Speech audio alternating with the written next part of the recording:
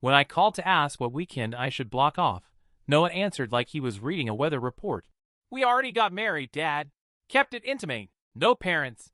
I stared at the coffee ring drying on my kitchen table and tried to figure out when my kid learned to make his voice that flat. "Congratulations," I said, and my mouth felt full of dust. "Where?" "Courthouse. Quick. Beautiful, actually." A beat. "Hey, could you send the beach house keys? Sloan and I want to do a spontaneous honeymoon. Outer Banks is perfect this time of year." My beach house. Not a palace, salt-worn siding, a porch that tilts, a bedroom ceiling patched where a storm pushed its thumb through. I built half of it after his mother died, a nail at a time, because grief needed the sound of a hammer. Noah was 10 then, scrawny, earnest, always carrying screws in his pockets like talismans. He learned to hold a level steady before he learned long division. We made promises out there, sunrise swims, burned pancakes, the two of us improvising a life. "Keys, huh?" I said. I could hear Sloan laughing in the background, something bright and brittle. Noah covered the receiver, muffled words, then came back. "Yeah, Friday if you can. We're keeping it low-key. Don't make it a thing." It wasn't the lack of an invitation that punched me. It was the casual certainty that I'd hand over the only place on earth that never lied to us. "I'm surprised," I said. "About the wedding. I thought October." Plans changed. He was already somewhere else. 2 steps ahead, another tab open, a life I didn't belong in. "We didn't want politics. Just us." I pictured the porch at dusk, how it smells like salt and cedar, and the faint medicine of old varnish, and how Noah used to curl up with a towel around his shoulders after a swim, teeth chattering, declaring he'd live there forever. "You didn't think your old man rated a phone call?" I asked it gently, like asking if he remembered a jacket. Silence. Then the new language he'd picked up somewhere I couldn't follow. "Sloan and I are doing boundaries. It's healthier. We'll do a family thing later." Boundaries. Like yellow tape. Like I was a spill to be contained. "I see," I said, and I did. The way a fog lifts and shows the shoals you were about to split on. "Keys are in the drawer by the sink." I lied. "I'll figure something out." "Thanks, Dad. You're the best." He hung up fast, as if gratitude might scald. I set the phone down and listened to the house breathe. Every old place has a chest. It rises and falls. The refrigerator clicked. The radiators ticked like patient metronomes. I walked to the hall, opened the small safe where I keep the deed, the spare keys, the photo of Noah the day we finished the deck, his hair bleached by sun, his grin missing a front tooth, sawdust stuck to his knees. I touched the cold metal of the keys and felt something go still in me. He wanted a honeymoon. He'd get a gift. But not the one he thought. I closed the safe, made tea strong enough to stand a spoon in, and stared out the window until the streetlights came on like slow stars. Boundaries, then. We could do boundaries. I'd start with a lock. And the truth. The summer after his mom died, the ocean taught us how to breathe again.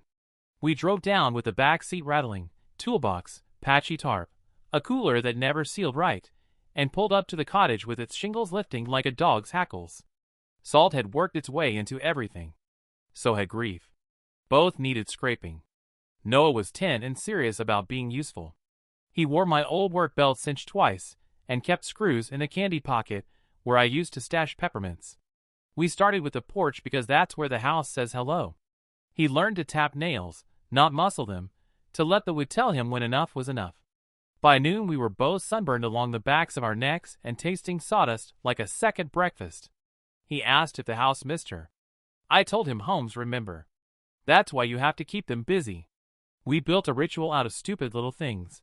Pancakes burned on one side because the skillet leaned, watermelon on the steps with juice running down our wrists, evening swims where the water felt like glass and the sky hung low enough to touch.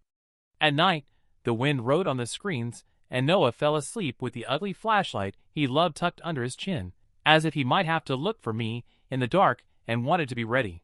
Storms came. They always do. A nor'easter shoved its shoulder into the roof one September and left a brown bloom on the bedroom ceiling. We climbed up there together, and he crab-walked careful as a priest while I cut back to good wood. He held the shingles like they were birds. When the patch finally lay flat and right, he said, "It's like fixing your heart from the outside." I told him he wasn't wrong. We painted the front door the color of the inside of a lime, because Noah picked it, and because no one else had to like it. We charted his height in pencil on the pantry trim. July, barely reaches the latch. August, grew a whole inch, he swears. There are faint lines there still, a ladder of boyhood the new owners would never understand if the place ever left our hands. Which it won't. The cottage gave us a season without talking about what hurt, and somehow that did the most healing. It held our laughter when there wasn't much of it, and kept our silence company when there was too much. People call it property because that's what the county calls it, because taxes arrive with numbers printed to 2 decimals. But a ledger doesn't know how the screen door sings when Noah comes in from the beach, or how the floorboards keep his footsteps like a favorite song. The house isn't an asset. It's the place where my son learned to hold a level steady, and I relearned how to be his father. Salt, sun, promises. We hammered them into the bones. Sloane arrived with a kind of shine that makes you check your hands for dirt.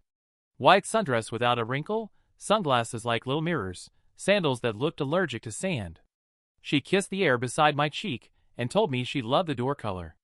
"So fresh," she said, like she tasted it. Noah carried her bag and looked proud, the way a kid does on show and tell day. I made iced tea that sweated through the glasses and led them onto the porch. The tide was on its way in, lazy and certain. Sloane stood at the rail, nodded once at the horizon, then pulled out her phone. "Do you mind if I take a few pictures? Just for reference." She was already tapping. "Lot size?" she asked without looking up. "And are you in a flood zone or just the map's idea of one?" "Both, depending on who's selling the insurance," I said. She laughed, crisp and empty. "Totally." Then to Noah, "The comps on this shoreline are wild. If we did minimal updates, fixtures, paint, maybe a new banner photo, we could get a 30% bump in daily. Shoulder season alone could cover taxes." She angled her phone toward the water. "And if we staged with a neutral palette?" "Wow," Noah said. "Right." Like he rehearsed it. My son, who once swore the porch swing creaked in E minor, was agreeing about palettes. Sloane toured the cottage like a realtor on a timer. She touched the pantry trim where Noah's height marks climbed like a vine and smiled without reading them. "Charming," she said, then asked if the title was clean and whether I'd ever considered an LLC for liability optimization. In the bedroom, she looked at the patched ceiling and said, "Texture can be polarizing." In the kitchen, she ran a finger along the countertop edge and suggested a quartz overlay. "Nothing crazy, just something photogenic." She approved of the Wi-Fi name, but suggested I change the password to something she could share with guests that feels brand aligned. Out back, the grass had given up to sand the way it always does here, and the air tasted like salt and cut rope. I told a story about the nor'easter that had peeled half the shingles off and how Noah and I put them back, passing nails like surgeons. Sloane said whether resilience is a selling point if you own the narrative.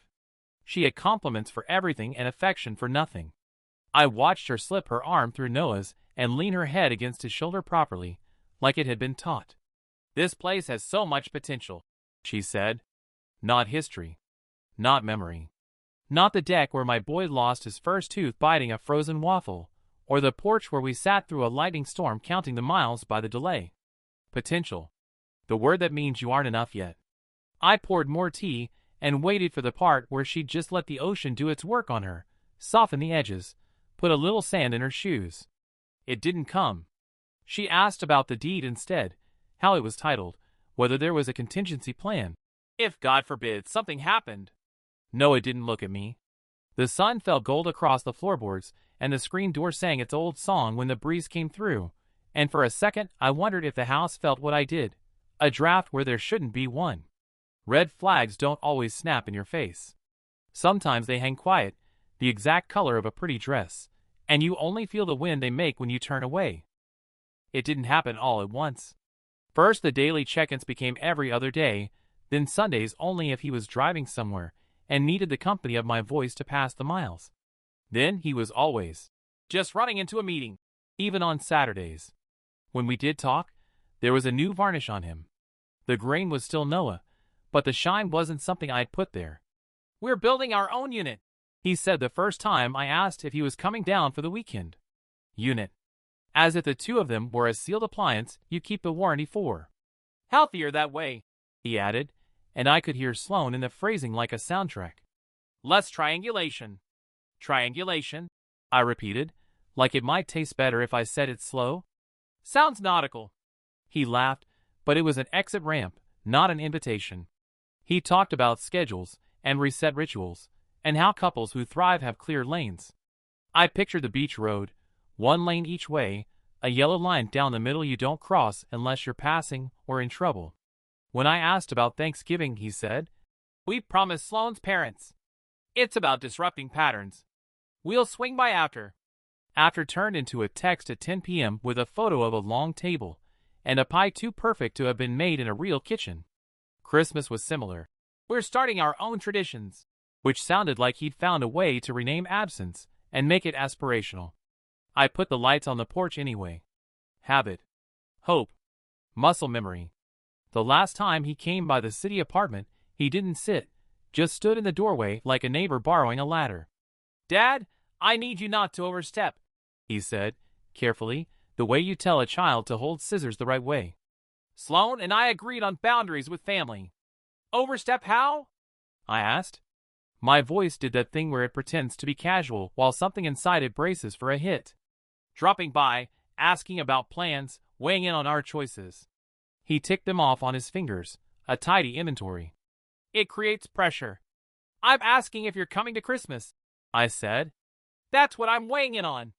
He looked past me at the framed photo on the shelf, the one of him on the deck, hair sunshot and wild, a smear of tar on his cheek like war paint. "We'll do something after New Year's. Just us." Just us.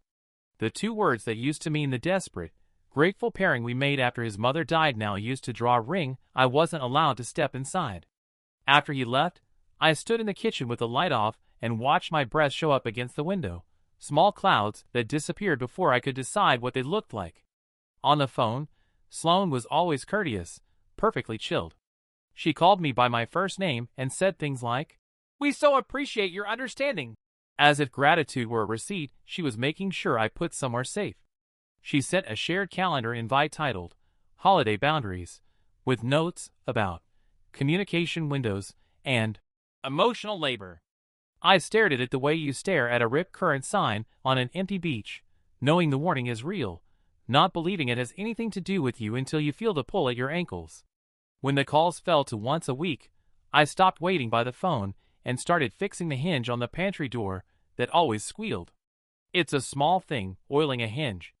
You wipe off the black that leaks out, and the door stops announcing itself. Sometimes quiet is mercy. Sometimes it's a missing person report no one has filed yet. I found out the way strangers do, thumbing my phone in the checkout line, while a conveyor belt dragged soup cans and coffee toward a bored cashier. There it was between a coworker's vacation reel and an ad for orthopedic sneakers. Noah and Sloane in front of a courthouse door that looked like every courthouse door, with that municipal beige that never forgives joy, holding a bouquet that probably had a consulting fee. Her caption was a paragraph in lowercase, the kind that pretends not to care how carefully it's styled. "We curated our circle today. Intimate. Intentional. No obligation, only love." I read it twice before the word curated stopped being a joke and started being a bruise. The algorithm served me angles I hadn't asked for. A boomerang of confetti that someone had to sweep. A flat lay of rings and a wax seal, placed on an envelope at a diagonal like all the diagonals I didn't get to stand in. A friend's comment, "So proud you kept it pure," as if families were contaminants you wash off with expensive soap. The cashier asked if I wanted a bag, and I told her no, because I needed to feel the weight of the things I was taking home. Soup, coffee, a lemon I didn't remember picking up. In the car, I held the phone like it had gone hot. Noah's smile was new. Not the old crooked grin that always showed too much gum on the left, but a practiced symmetry that belonged in a brochure. Sloane looked perfect, which is different from happy. Happiness always messes up at least one hair. There's a special quiet that follows a public surprise. It's the quiet of having to decide how loud you want to be about your own hurt. I drove the long way through the neighborhood where crepe myrtles throw pink confetti onto cracked sidewalks. Every yard had a flag or a wind chime. I could hear none of it. Back home, I set the lemon on the counter and stared at its skin, pores like tiny exits. I zoomed in on the photo and found small betrayals. Noah's left hand half hidden behind her bouquet, as if he'd forgotten what to do with it without a toolbox nearby. The courthouse clock at 11:12, a time that thinks it's neat until you notice it's not quite a pattern. The tips of Sloane's sandals pointing straight ahead, not turned into him, her body already on its next appointment. People wrote things that sounded like blessings and exit strategies at once. Protect your peace. Only energy that feeds you. Family is who shows up. I had shown up. I had 1,000 times. To colds and field trips, and the late-night panic about a book report that turned into a model of the water cycle we built with plastic wrap and a lamp. I had the burns on my forearms from a stove that leaned, and the pencil marks on a pantry door to prove that showing up is a religion. I didn't comment. Not a heart, not a clapping hand, not a single pixel of approval. Instead, I pulled a photo off the screen and into my head, printed it on that private paper we all carry, where the ink doesn't fade.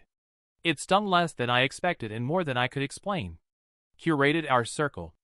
I pictured a circle drawn in the sand with a stick, the ocean shrugging once and lifting it away. Circles don't last here. Tide has no patience for them. The text came at 7:12 a.m., before coffee, before my head had put on its shoes. Sloane's name on the screen, and a message that read like a memo. She'd packaged their honeymoon plan into neat little dashes, dates bracketed like reservations already confirmed. The alarm code request slipped in after a line about arriving late. Please share so we don't disturb neighbors. A note about preferred wine, Pinot, light-bodied, 2 bottles if I could, and a cheerful ask to add her name to the guest Wi-Fi and any relevant insurance so everything is seamless. She signed it with a heart and a seashell, the kind of punctuation that pretends not to cut. I stared at the phone while the kettle did its small, faithful roaring. There are moments you can hear a voice you don't actually hear. Mine said easy now, same tone I used when Noah was 5, and wanted to carry the paint can up the ladder. Easy now. The audacity wasn't loud.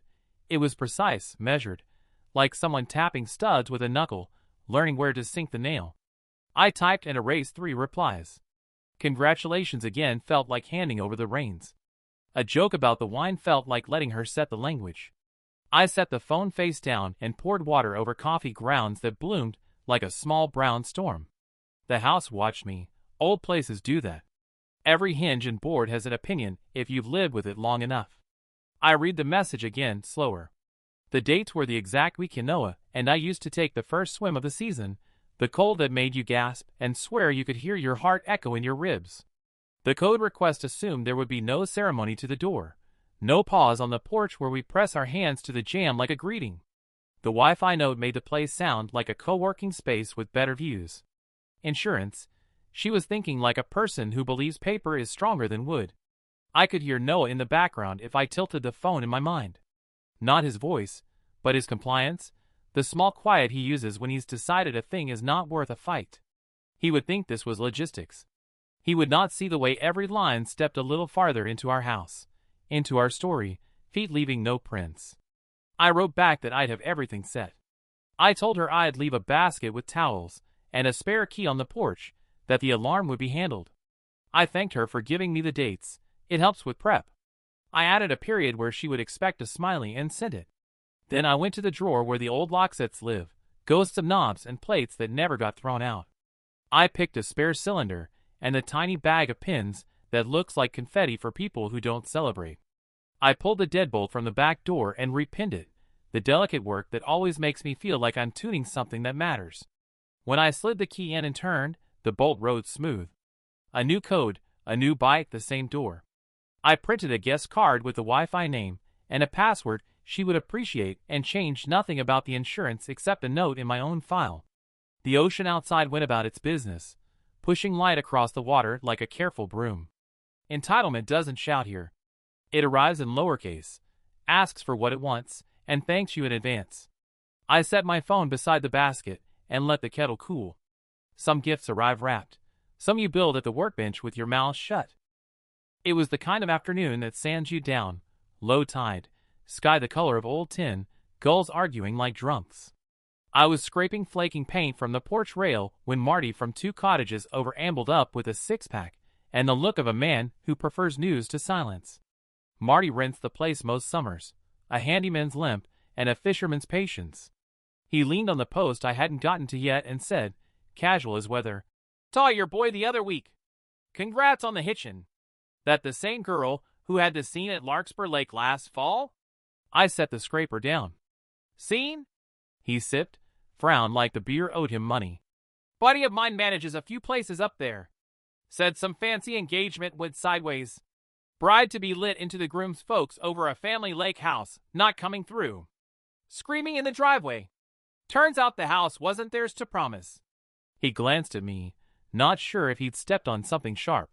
"Name stuck because it's not one you hear much. Sloan." Paint dust stuck to my forearms. The porch had gone quiet enough that I could hear the slow slap of water under the pilings. I felt the shape of something I didn't want to name. "You're sure?" Marty nodded. "Sure enough. Your business is your business." Just seemed similar.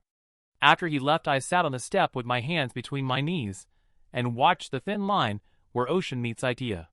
The mind does a trick then, runs 2 films side by side.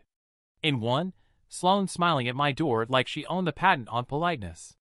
In the other, a woman in a driveway with her voice turned up, fighting over a house that wasn't hers. I went inside and pulled the slim laptop Noah gave me for Christmas 2 years ago, the one I use like a typewriter. The keys felt suddenly loud. I started with the lake, Larkspur engagement, weekend, her name, anything a search bar could chew. There's always a trail if you're patient and willing to open more tabs than you think you need. A photographer's blog had a candid moment that wasn't candid at all. A blurred photo of a woman whose profile could be Sloane's twin, face tight, bouquet down by her side, like a flag at half-mast. Comments off. Another site mentioned a cancellation fee dispute, euphemism stacked like chairs. Unexpected change, family disagreement, rescheduling pending. Public records are boring until they're not. County filings, business registry hits, an LLC with a name that sounded like it wanted to be invisible. Boardwalk Hospitality Partners, manager listed as a woman with Sloane's mother's maiden name, address in a building that has a lobby smell you can never forget once you've smelled it, cold marble and money. 2 prior engagements surfaced if you read the wedding blogs like a detective and not a romantic, same floral vendor, different groom, same way the copy talked around absence. I called an old friend who still works at an insurance office inland and asked her what she'd do if a client wanted to add a fiancé to a homeowner's policy for efficiency. She snorted. "I tell them efficiency is how fires start." Somewhere between link number 12 and my second cup of coffee going cold, a thread tugged free. The lake house belonged to the groom's aunt, not his parents. The blow-up started when someone tried to get a temporary management agreement signed for ease during the honeymoon. Temporary the way hurricanes are temporary. Here, devastating, gone, and somehow everything moved a few inches to the left. I closed the laptop and let the room settle around the facts. Hairline cracks don't make noise until a whole pane gives way. You can ignore them if you like your view more than your windows. I set the scraper back on the rail and started again, slow strokes, patient. There's work you do with your hands while your head builds scaffolding for the truth. You learn how to read the internet like weather if you live long enough by the coast. You don't just look at the headlines. You watch the wind in the comments, the swell in the filings, the way a name keeps bobbing up where it doesn't belong. I started with what I had, Sloane's last name, a lake I'd never visited, and the aftertaste of Marty's six-pack gossip, and let the search drag me like a current. Public records are plain on purpose. They think boredom is a lock. In the state registry, a cluster of LLCs with names that sound like placeholder text. Juniper Tide, Harbor Nest, Sand and Cedar. Different jurisdictions, same registered agent, an office suite in a glass building I could see in my head, elevator mirrors that make you fix your posture, a receptionist whose smile is a policy. Manager of record on half of them was a woman with Sloane's mother's maiden name. When I found the connection once, I told myself it could be coincidence. When I found it 3 times, I stopped talking to myself. Quiet calls filled the spaces paper leaves. A friend of a friend in a small county clerk's office read me a docket number over lunch and said she didn't tell me anything. A realtor I'd hired 10 years back to argue a tax assessment remembered a client who backed out of a temporary management agreement the night before her wedding because the groom's fiancé insisted it would simplify access to a mountain cabin owned by the bride's grandparents. Another call, another story, same music, different key.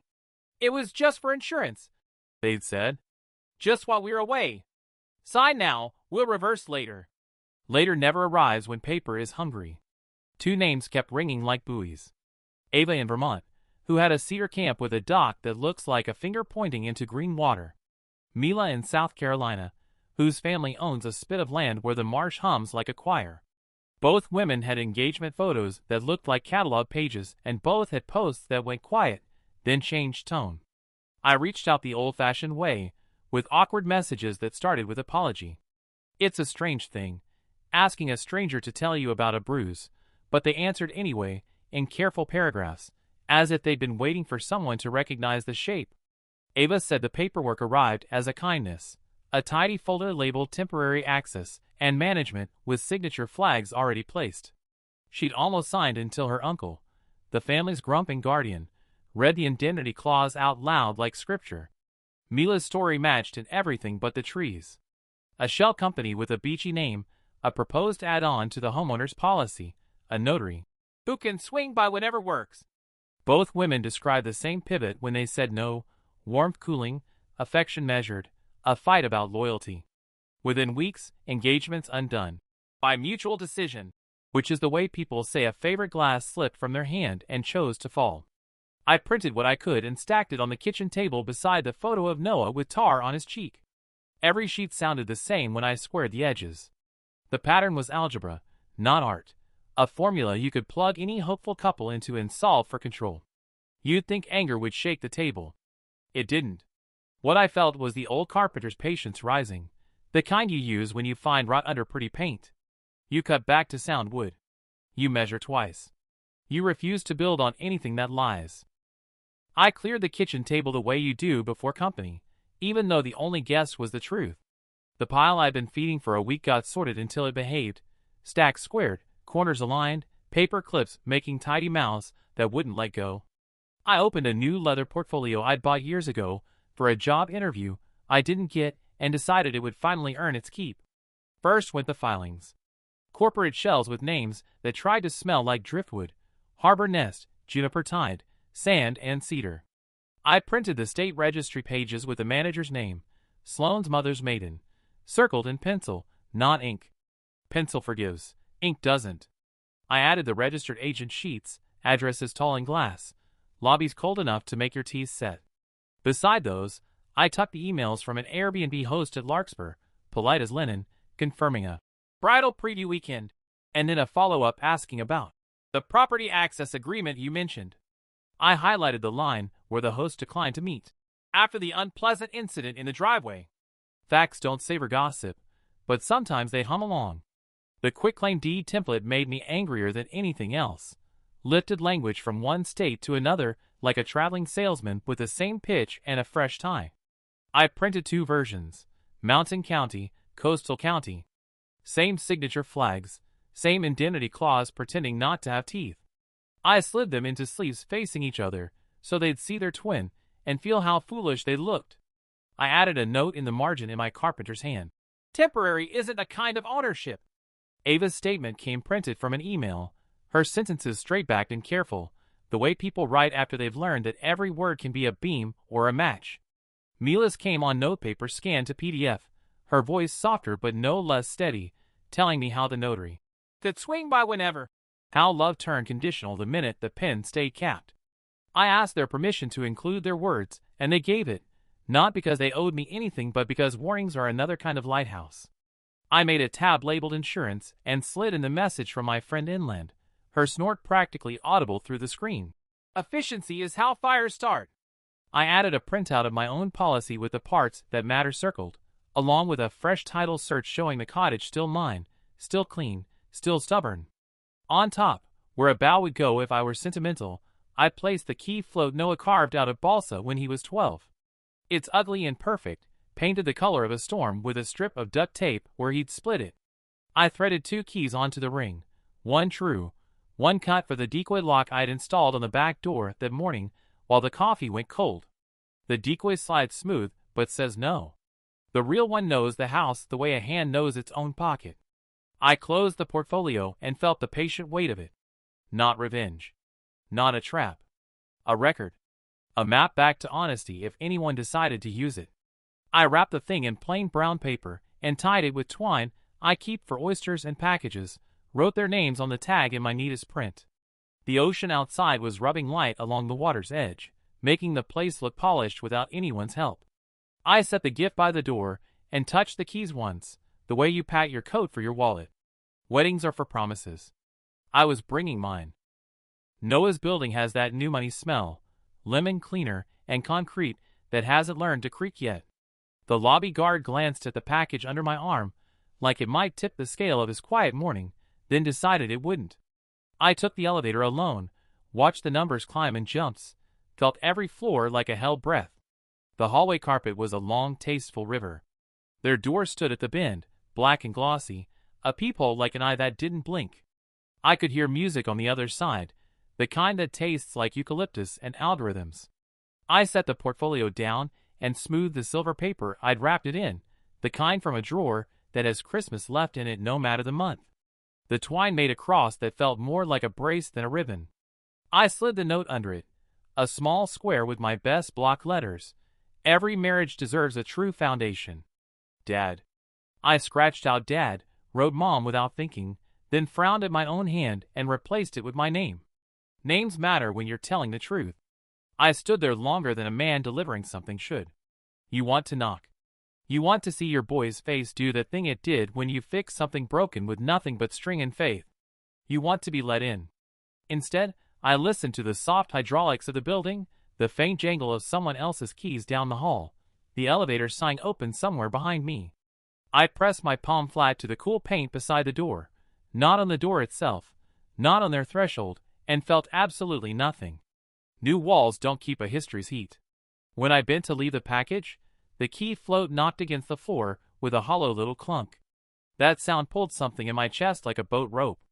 I pictured Noah at 12, sanding balsa with his tongue between his teeth, paint on his knuckles, proud of how things don't sink when you refuse to let them.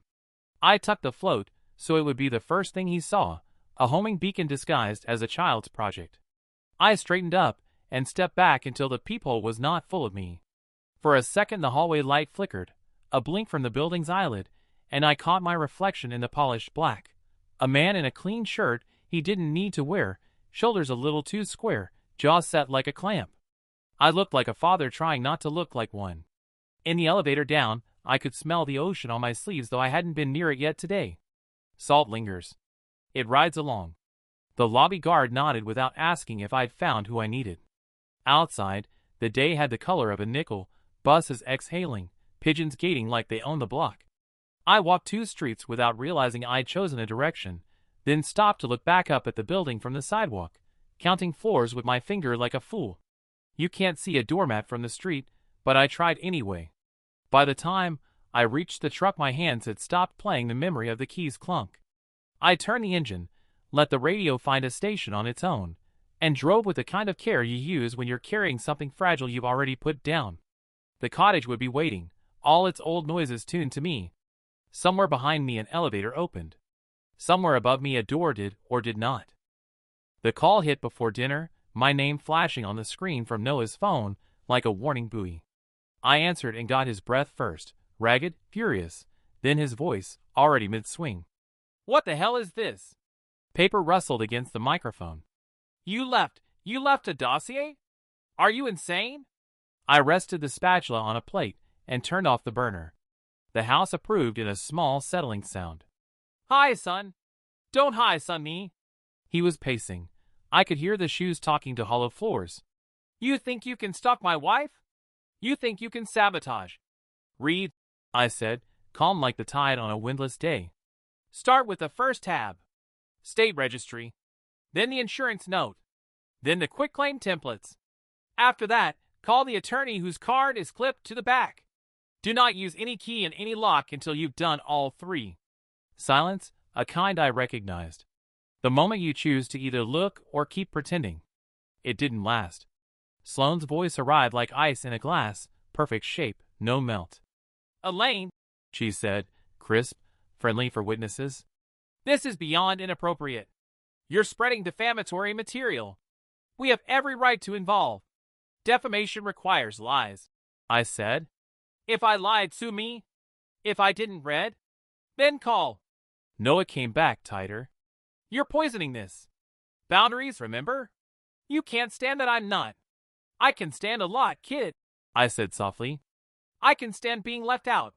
I can stand your new words. I can stand the sound of you not calling for a while. What I can't stand is you stepping into something that will cost you a house and a name because you were too proud to flip a few pages." Sloane exhaled one perfect, practiced laugh. "He's trying to control you with fear, babe. This is exactly the dynamic we discussed." Then, to me, warmer, almost pitying. "It's sad, honestly. You can't keep him small forever." "Second tab," I said. "See the manager of record? Your mother's maiden name." "Third tab, identical indemnity clause, 2 states. Different grooms. Same pen. You can tell me it's a coincidence. You can't tell me it doesn't say what it says." The rustle changed. He was looking now. I could hear pages sliding, the hinge sound of a portfolio opened too fast. The room on their end went quiet, but busy, the way a storm sounds before it breaks. This is out of context," Noah said, but his voice had stepped down a stair. "Context is the card," I said. "Attorney Winters. She knows how to read the parts one circled. Call her before you sleep. And if you insist on going to the cottage anyway, take the front door key. Leave the back alone." Sloane's tone cooled another 10 degrees. "We're done here. Delete his number." The phone jostled, a hand over a mouth. Then Noah, smaller. "Why the decoy lock?" "So you'd have a chance to choose," I said. "And so the house would be safe if you didn't." For a long half-minute, there was only breathing and the faraway elevator bell I remembered from the hallway. "I'm calling the attorney," he said, not to me, to the room. Sloane's voice sharpened. "No, you're not." The line went dead, clean as a cut. I set the phone on the counter and listened to the cottage find its evening rhythm, the kettle beginning to burble, the screen door lifting in the breeze. There are 2 kinds of screams, the one that rattles windows and the one that never makes a sound. I had heard them both. I poured tea and left my own phone on the table, face up, patient as a lighthouse. If he called back, I'd answer. If he didn't, the filings would. He pulled in just after dawn, the truck stopping in that exact spot where the sand pretends to be a driveway.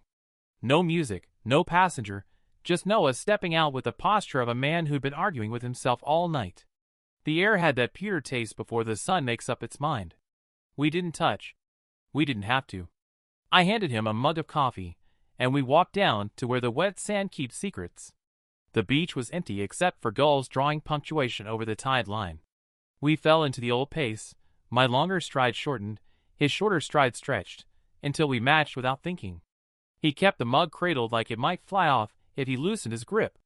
When he finally spoke, the words came in handfuls, like nails from a can. "She wanted us to sign something while we were here. Just for the week. A trial management agreement. To keep things tidy." "Tidy," I said, the way you repeat a diagnosis out loud so it can't pretend to be anything else. "She said it was common. That the Wi-Fi, the alarm, deliveries, the cleaners, that all that is easier if it runs through a manager." He didn't say the company's name. Maybe he couldn't. "Just signatures," she said. "Easily reversed." "And you?" I told myself it was logistics. He kicked a shell into a curl of foam and watched it disappear. "I've been telling myself a lot of things lately." We walked until the pier posts lined up like a metronome. He took a breath that caught on the way out. "I called the attorney," he said. "Winters." She didn't sound surprised. Said she'd seen that exact document in 3 counties with different letterheads.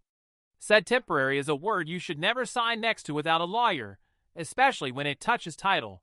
He swallowed. "She asked me who the manager of record was for the LLC. I didn't have to look." The wind came in off the water and grabbed the hem of his jacket. He didn't notice. I wanted it to be a misunderstanding. I wanted to hand you the basket, go inside, pretend it was all fine. Sloane said I was making drama out of routine. She said your gift was an attack. She said if I loved her, I'd sign. She said not signing was a betrayal. I let the water rush our ankles and recede. What did you say? I asked for time to read. She said love doesn't need time, it needs trust. He laughed once, no humor in it. I thought about the pantry door marks, the lime green paint, the storm patch. None of that fits under management. We stopped where the sand darkens to mirror the sky. He finally looked at me, eyes raw the way wood is raw where you've cut back to sound green. I almost did it, he said. I almost put my name under something I didn't understand because it was easier in the moment than being the man who says wait. I'm sorry. Waiting is a kind of love, I said. So is reading. He nodded slow. She's furious. She said if I can't prioritize us, she'll go home. I don't know what happens next. Lines, I said, and drew one with my heel in the wet sand. They wash away unless you set them in something stronger. He stared at the line until a small wave reached for it and failed. Then let's set them, he said. And for the first time in months, I heard my son's voice under all that new varnish, the old grain, plain and true. By noon we were in a small office that smelled like copier heat and lemon oil, sitting across from a woman who wore her hair like a decision. Her nameplate said Burke, Real Estate, and her first move was to listen without blinking. When we finished, she said, Paper is a tool. You don't let the hammer hit you, and slid a legal pad between us. She called the county recorder and spoke their language, instrument numbers, chain of title, encumbrances. Nothing clouding the deed. Good. She drafted a fraud alert that would flag any attempt to file documents against the parcel without personal appearance and ID. Not foolproof, she said, initialing with the speed of a pianist, but it forces daylight. We signed, and she sent it with a covered letter that made even the envelope look like it had a spine.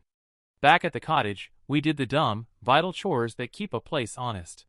I swapped the alarm codes and the panel pin, installed a keypad on the owner's closet, and set up 2 cameras, one to watch the porch swing, one to stare down the back steps where a decoy lock now lived like a well-dressed liar. Noah read the instruction manuals aloud like scripture, for once grateful for any language that told him what to do and what not to. Burke emailed a draft I'd asked for, an affidavit of ownership and occupancy, notarized, stating that we decline any third-party management, assignment, or tenancy by LLC without a separate, attorney-reviewed agreement executed in person. A page and a half of plain sentences that leave no room for interpretation. We printed 3 copies on the good paper, the kind that sounds like a door closing when you flip it, and drove to the notary at the shipping store where the air tastes like tape. The clerk, bored and thorough, checked our IDs twice and stamped until the documents looked armored. At Burke's suggestion, we added a rider to the homeowner's policy, an authorization note that no changes could be made without a live phone call, and a recorded code word my mother used to say before church when she checked if my shoes were clean. The agent laughed, then stopped when she realized we were serious, then added it to the file.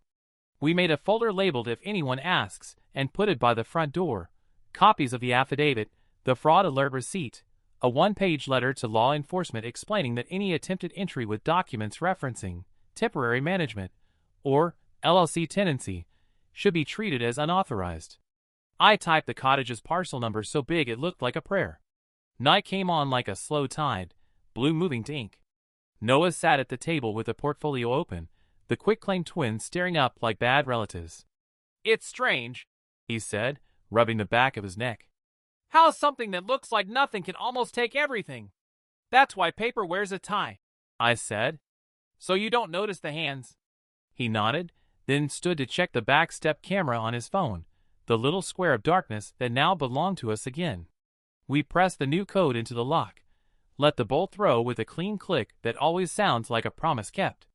Outside, the ocean kept its appointments without needing to be managed by anybody. Inside, our shields were thin as sheets and just as necessary, tucked tight at the corners, ready for whoever thought signatures could stand in for a key. They arrived in choreography. A white SUV nosed into the sand like it owned the beach, doors opening in sequence. Sloane first, polished as ever, her mother a step behind with the face of someone who's been winning arguments since the Nixon era, and a man in a blazer carrying a briefcase and a stamp the size of a fist. "Mobile notary," he announced to no one, like a magician revealing his deck. Sloane held up a folder the color of money. "Standard short-term management agreement," she said, already smiling past me at the porch. "To keep the week seamless." Noah stood in the doorway. His hands shook, but they were open, not fists. "We'll read," he said. He didn't move aside. I set a pitcher of water on the table and pulled out chairs like this was normal hospitality. The notary clicked his pen. Sloane slid the document across. Noah didn't skim the way men skim when they're trying to be agreeable. He read out loud, clause by clause. "Owner grants manager full authority to administer, operate, lease, sublease." He looked up. "Lease? Just boilerplate," Sloane said. "It won't be used." He read on. "Owner consents to manager executing documents as owner's agent." He tapped the margin. "That means signing for me." Her mother leaned in, voice smooth as a courtroom hallway. "It's for deliveries and maintenance. Efficiency. Indemnity." Noah read. "Owner holds manager harmless from all claims arising from occupancy." He flipped the page, counted signatures flags with his finger. 3 signatures, 2 initials per page. "Why the signature block for an LLC? That's our standard platform," the mother said too fast. "Some clients prefer an entity. Assignment," Noah continued, and his voice steadied. "Manager may assign rights or delegate duties to affiliates without further consent." He put his palm on the paper like you calm a skittish animal. "Without further consent." The wind pushed at the screen, made it sing its old song. Sloane's smile thinned. "Noah, the cleaner comes on Thursdays. The trash goes out Sunday night. Do you want to enjoy your honeymoon or fight trash day?" He turned to the notary. "How long have you been doing this?" 15 years, the man said, eyes on the floor. "I don't read, I witness." "Read this part," Noah said, sliding a finger to a paragraph that started with small kindness and ended with teeth. The notary did, lips moving. He stopped halfway. "This isn't short-term. It's a template," Sloane's mother snapped. "We adjust after it's signed." Noah closed the folder, gentle. "We're not signing." He didn't look at me. He didn't need to. "If a cleaner needs the alarm code, I'll text it. If trash needs taking out, I own a bin. No third-party management. No LLC. No signatures today." Silence. The kind with a rattle under it. Sloane's mother stood, gathering dignity like a shawl. "You're making a mistake. We'll review options with counsel." "Do," Noah said. "Ours is Burke. She'll send you our refusal, notarized." Sloane's eyes went glassy, then sharp. "If you won't prioritize us, I won't stay." She waited for the old Noah, the boy who hated storms. The porch held its breath. He nodded, almost kind. "Then go." The notary cleared his throat, shut his briefcase, and without being asked, handed me his card. "If anyone claims this was executed," he said, "it wasn't. Not by me." He left first, the decent instinct of a man who knows when rooms go bad. Sloane tried one more angle, softer, a fingertip on the bruise. "Noah, please. Don't let him choose your marriage for you." He looked at the pantry trim where his heights climbed like a ladder and smiled without joy. "I'm choosing," he said. "Finally." They folded back into the white SUV, doors closing in a sequence that sounded like retreat. When the engine faded, the house exhaled, screens, boards, the small relief of an old place spared. Noah sank into a chair and put his head in his hands. His shoulders shook once, then were still. Outside, the tide kept coming in. It always does. The email came on a Tuesday when the sky had that scrubbed look after rain. Subject line, filing. No flourish in the body, just a PDF and a sentence that read like he'd practiced not to cry while typing it. I opened the document and saw the words annulment petition and relief requested and the tidy boxes that courts like to check when lives don't fit. There was a second attachment, an apology that didn't try to be beautiful. He didn't use the word mistake because it breaks things twice. He said I was right about the paper, wrong about him being gone for good. He said he'd been proud in all the ways that make you stupid. He didn't ask for forgiveness. He described the work he'd do to deserve it. That landed better than any sorry. He came down at night with a bag and the lemon pie from the diner off Route 12, because he remembered I eat grief in slices. We sat at the kitchen table and ate without plates, forks clinking against the tin, and he told me what the attorney said, what Sloane said, what Silence said after both of them stopped. He didn't defend himself. He named what he missed on purpose: the porch swing, the smell of cedar when the closet door sticks, the way the ocean sounds like a big animal sleeping, and he named what he'd ignored. We drew a line not in sand this time, but on paper, boundaries that run both ways. He gets privacy that isn't a wall. I get respect that isn't permission. No key is used without a call. No document gets signed without a lawyer who looks like she bites through pens. When the annulment was filed, the day felt unremarkable in that way endings often do. The tide came in. The mail truck rattled by. A gull laughed at nothing. We changed nothing at the cottage except the Wi-Fi password to a private joke no one else would get, and the battery in the smoke detector Noah used to hate for beeping at 2 a.m. He took the old paint scraper and cleaned the last of the rail where I'd stopped that afternoon. Marty told his story. There's a sermon in finishing a job you didn't start well. We talked, once, about someday. Not a redo or a fix, just a small ceremony when, and if he finds a person who loves this house because it holds us, not because it holds value. Bare feet on the deck, pie instead of cake, the ocean officiating, no demands, no secrets. He asked if I'd walk him from the porch to the dune, and I told him I'd walk with him anywhere that didn't require a signature first. The beach house stayed exactly what it's been since the first hammer swing after his mother died, the place where we keep the promises we can actually keep. People ask, sometimes gently, sometimes like a challenge, if I'd ever sell. I think of pantry pencil marks, lime paint, storm patches, and a balsa key float that refuses to sink. Not for sale, I say, and the house agrees, floorboards answering in that old, happy language only we speak.